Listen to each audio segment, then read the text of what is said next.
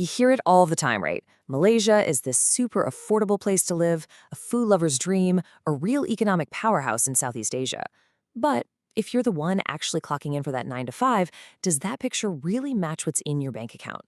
So today, we're going to take a real look and break down what a paycheck in Malaysia actually buys you. And this is where things get interesting. You've got these big, shiny economic numbers on one side, but on the other, you've got the everyday reality of just paying the bills, you know? So where's the gap? What's the real story? Let's dive in and figure it out. Okay, so before we can even talk about individual paychecks, we've got to zoom out and look at the big picture. What's actually making the Malaysian economy tick right now? So get this. Malaysia is the 36th largest economy in the world. That is huge. We're talking about a serious player in the region, and they're even pushing to get into the top 30. But here's the kicker. Just because the country's economy is massive, it doesn't automatically mean everyone's getting a fat paycheck. And if you think it's all just about oil and palm oil, think again. The economy has really diversified. I mean, just look at this breakdown. The services sector, it's the absolute engine, making up almost 60% of the entire economy. So what does that actually mean in the real world? Well, that giant services piece of the pie, that's everything from finance and banking in KL to all the tourism we see. Then you've got manufacturing, and this is a big one. Malaysia is a critical part of the global supply chain for electronics, especially semiconductors. And yeah, of course, the classic commodities like palm oil and natural gas are still major players. So it's a really strong mixed bag. All right, so the country's economy is doing pretty well, that's clear. But how much of that wealth is actually trickling down into people's pockets? To get to the bottom of that, we first have to understand how Malaysia even talks about income. This is super important. You'll hear these terms all the time: B40, M40, and T20. Basically, it's how the government groups households. B40 is the bottom 40%, M40 is the middle 40, and T20 is the top 20. And these categories are key for everything from subsidies to social programs. Okay, but here's a detail that trips a lot of people up, and it's a big one. We're talking about household income here, not what one person makes. So you could have a couple, right? Each makes, say, 3,000 ringgit a month.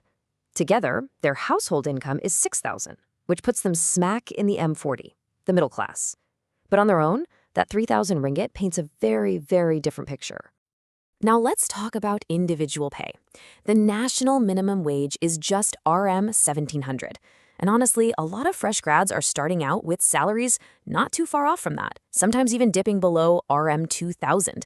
And that really shows you the massive difference between that cozy household income number and what a single person is actually starting with.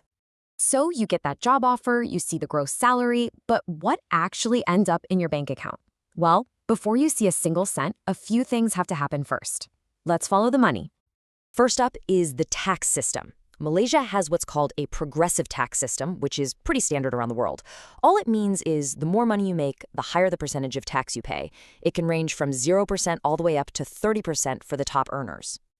And here's the journey your money takes. It all starts with your gross salary, that top line number. Right away, you have mandatory contributions come out for EPF, that's your retirement savings, and SOCSO, which is for Social Security. Then, after all that, your income tax gets figured out. And whatever is left at the very end, well, that's what you actually get to take home. Which leads us to the real heart of the matter, doesn't it? Once you've got that take-home pay, what can you actually do with it? How far does it stretch? This is where the stats stop and real life begins for millions of Malaysians. And the honest answer is, it completely depends on where you are. Seriously, if you're earning, say, 5,000 ringgit a month in a smaller town, you could be living pretty comfortably. But take that exact same salary to Kuala Lumpur, wow. High rent, tolls, food, it vanishes fast. You could actually be considered urban poor on what sounds like a decent salary. And this phrase just nails it for so many people in the M40, the middle class. They're in this weird spot where they earn just enough to not qualify for government help, but not nearly enough to feel comfortable or secure. They're stuck right in the middle, and it's a tough place to be. It's what everyone calls the squeezed middle. This squeeze is so real that even the government is starting to change how it looks at things. They're shifting away from just looking at your total income and are now focusing on something called net disposable income. It's basically the money you have left after you've paid for all the essentials, like your rent and your bills. It's a way of saying, hey, we get it. A big salary on paper doesn't mean you're not struggling. It's a much more realistic way of looking at things. Okay, so we've looked at the giant national economy, we've broken down the income groups, and we've talked about the real cost of living. So let's circle all the way back to our big question, is the pay in Malaysia actually enough? And really, it all comes down to this core tension. You've got this strong, growing national economy, which is great, but at the same time, for so many people, their individual salaries just haven't been growing at the same pace. You throw in the rising cost of living, especially in the big cities, and you get this really tough situation, especially for that squeezed middle class we talked about.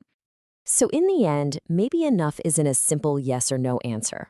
For a dynamic, growing country like Malaysia, maybe the finish line keeps moving. As the nation gets richer and more developed, the real challenge is making sure that people's personal paychecks and quality of life grow right along with it. It makes you wonder, doesn't it? For a nation on the move, what does enough even mean anymore?